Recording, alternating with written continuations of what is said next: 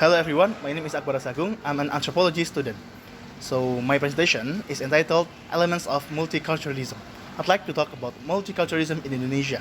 My presentation will last about 5 minutes and I will make 3 points. The first point is about the nation and cultural diversity in Indonesia. The second point is about religious relation in multiculturalism. And the last is about racial diversity in Indonesia. If you have any question, I'll be happy to answer them at the end of my presentation. So, multiculturalism is inevitable.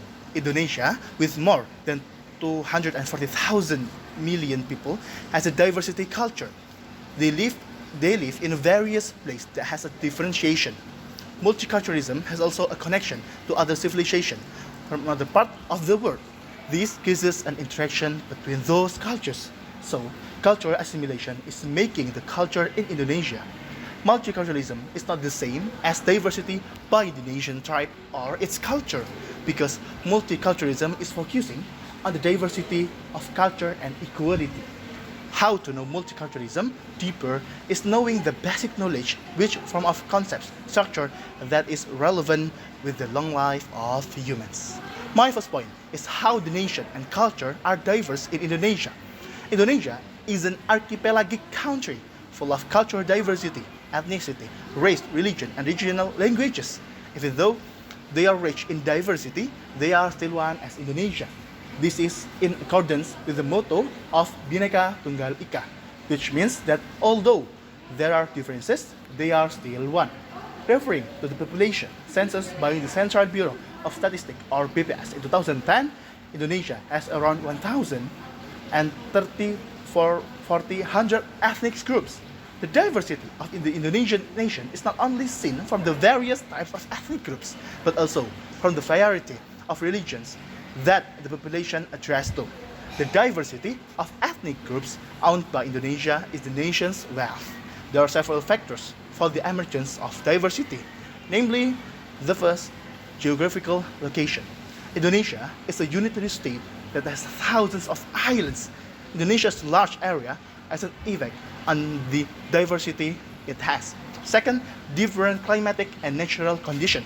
Climatic and natural condition between regions in Indonesia are very different. The last, the influence of foreign culture.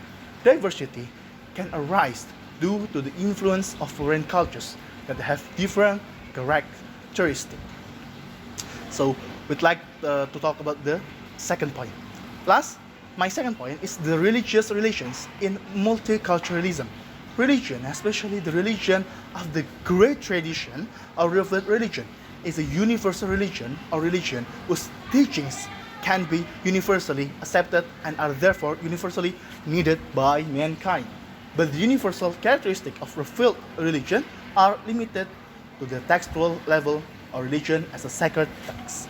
The customary expression of Bersendi Syara and Syara Bersendi Kitabullah are the examples of the result of the process of interpretation and understanding of the Minangkabau and Acehnis regarding to the position of their religion in their culture, which is based on matrilineal principles of their cultures.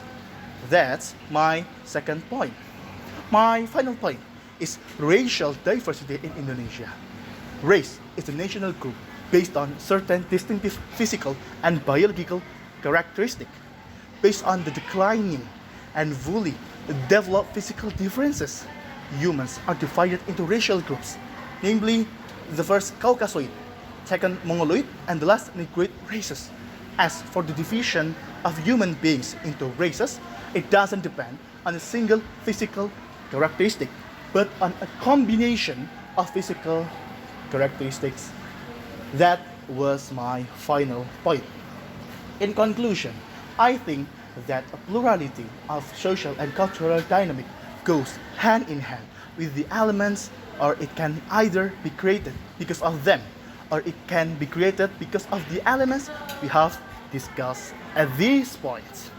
Plurality in Indonesian society can be understood as different forms of adaptation between different racial, ethnic groups, religious, and language groups, so as not to make socially, economically, and politically developed groups. By such processes, it is easily understood that inequality could continue toward racial, ethnic groups, and religious strife. So that's all of my presentation. I'll be happy if you have any question, and I'll answer that after this. Thank you for your attention.